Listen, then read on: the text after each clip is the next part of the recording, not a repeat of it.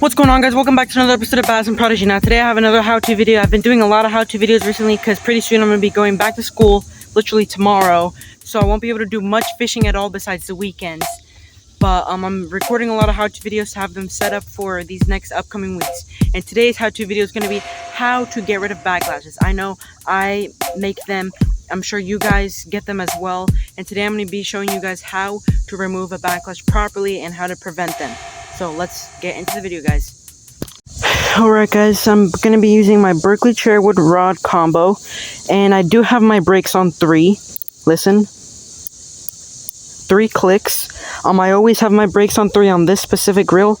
But if I'm using a nicer, more fancier reel, I'm using 0 magnetic brakes. And I'm only using my thumb and my tension knob and centrifugal brakes if they haven't. And if they do have centrifugal brakes, I'm only running, again, 1 brake. Because I like to cast far. It's just, it feels good whenever I cast far. But I'm going to try to get a backlash. I also have 15-pound fluorocarbon on there with a little weightless fluke. I'm sure a lot of you guys use fluorocarbon because it's like, when I first started using a bait caster, I was using fluorocarbon. I didn't use braid until later on. But I feel like fluorocarbon is the most common thing. So let me try to get a backlash. Alright guys.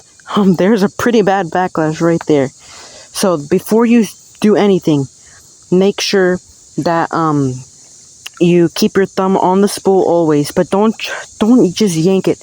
Because what that does is just makes your line get crimped up and all that, and it's not good. So the first thing you want to do is put slight pressure with your thumb and just slowly pull it out. Slowly pull it out.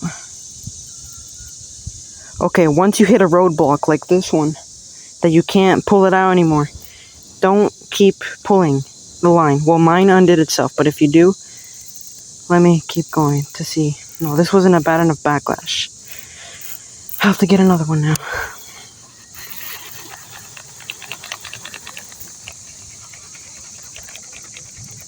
That wasn't a bad enough one, guys. Okay, this is a worser one. So we have a lot of lines sticking out. So the first thing you want to do, guys, again, put slight tension with your thumb right there. And slowly pull the line out. Slowly. Don't do it quickly. Slowly.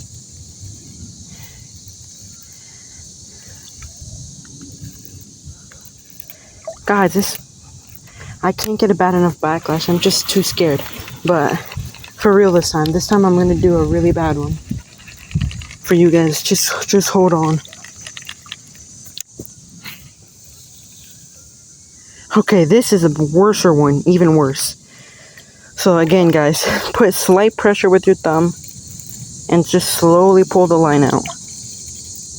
Slowly. Okay, whenever you hit a roadblock, don't just start yanking it out, because what that's going to do is it's going to dig the backlash even deeper into your spool, and it's going to make your line get all kinked up, and it won't be good by the time you untangle your backlash. So what you want to do is ideally pull it just slightly to find the loop that your main line is wrapped around. So you have to try to find that loop that your main line is snagged around. I think I found it, and once you think you found it, just pull. If that doesn't work, another thing that you guys can do is just crank your drag all the way down tight. And then what you do is you put a lot of pressure with your thumb and just reel like this. That also untangles it. And oftentimes it won't untangle it, but it'll show and it'll reveal the little piece of line that's wrapped around your main line. That once you pull it out, you might think you're making it worse, but you're not. You're just helping it to get free. And just keep doing this. Like right there, I just pulled out the other line that's making it get snagged. Oh, got another one there. And make sure to pull them out evenly and gently. Do not do it roughly, because if so, your line's going to get all messed up. Do not. I repeat, do not do it hard. And I know this might frustrate you, especially if you guys are new to bait casters. You will get frustrated, because you will throw one of these almost every single cast. So, just try to do it. Oh, there, I pulled it out. And just whenever you see a roadblock, you can either put your thumb on the spool and crank down your drag and turn the handle a couple times, and that'll help reveal some of the loops that are snagged around your main line to get them free. Or you could just not even do that at all. You could just keep digging around for the lines. And also, guys, don't use pliers or little screwdrivers or whatever else you guys have to dig into the spool to take the loops out. That's just going to fray your line and make it so that you have very weak line, and make it so that next time you catch a fish or you set the hook or you cast, you're going to get another backlash. Just make sure you pull it out. Okay, I found the loops. Oh, there's that one. And just keep doing this. Oh, got another roadblock. There's the loop. Pull it out. Oh, another one. Got another loop here. And just keep pulling it out. The reason that this happens is because your bait is going too slow for the speed that the spool is spinning at. So what happens is you'll cast, your lure stopped going, but your spool is still spinning really fast, so this line just gets wrapped and wrapped around the spool, which is what causes all these little loops and tangles and makes you have a bird's nest or a backlash or whatever you guys want to call it. But this is a really bad one. Really bad one. And just make sure that you're gentle with it, because if you're not gentle, you're gonna mess up all your line.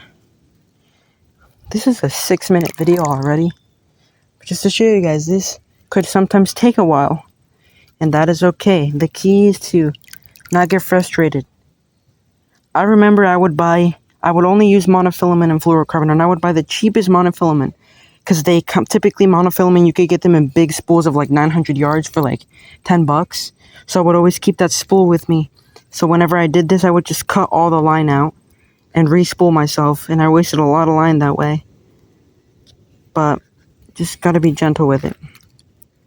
And if you guys are using braid, this is not as big of an issue, because the braid is very thin, very limber, very smooth. So it's easier to take out the loops and easier to come out undone.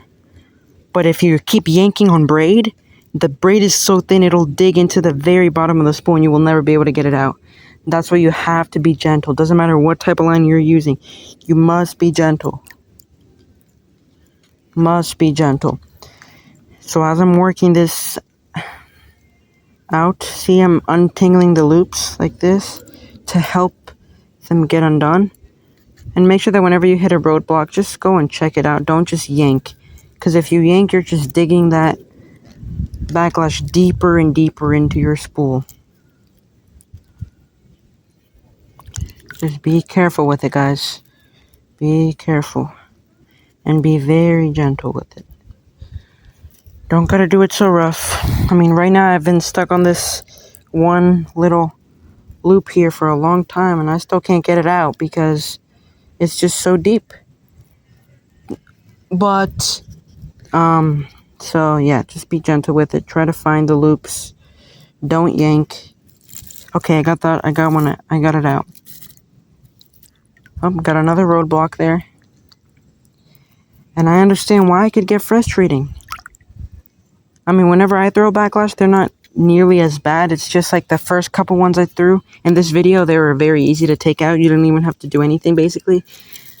But those backlashes are going to be less common for beginners. And for me, when I was a beginner, I used to get all these every single cast. So now I have no more road blockages, hopefully. So far, so good. Okay, next up, whenever you think you're done with the backlash, don't. Take out like 2 or 3 more arm lengths of line so that all the loops can get out. Next up, don't just start reeling like this, because what that's going to do, you think that the line's back on there, but it's really loose. So what you want to do instead is grab the line. Don't grab it from right there by the reel. Grab it a little bit higher and just reel it in. Applying tension on the line to make sure that it goes back on your spool nice and tight. And whenever you get a little knot like this in your line, don't just yank it because it could be a really bad knot. Just try to straighten it out with your hands to make sure that you get all the little knots and wrinkles out. And if you have fluorocarbon, it is going to take way longer to get your backlash out because fluorocarbon and monofilament, because it's very plasticky. But now we can just reel in our bait back in again. And guys, if you get a backlash that bad, and then you take out the actual backlash and the loops, and you go and your lure's back by your rod tip and everything, don't cast. Readjust your brakes. Make sure that you don't get a backlash again to prevent them. This is what you want every cast. Every cast, you want this, no backlash. So next up, just how to prevent a backlash. Number one, if you get a bad backlash like the one I just showed you guys how to take out, readjust your brakes afterwards, readjust your tension knob, make sure that the spool doesn't wobble, make sure that these are pretty high up there if you're a beginner to prevent backlash. But once you get good at using a bait caster, you can cast a mile with them on 0 brakes and not get a single backlash like that one. Let me reel this in real quick.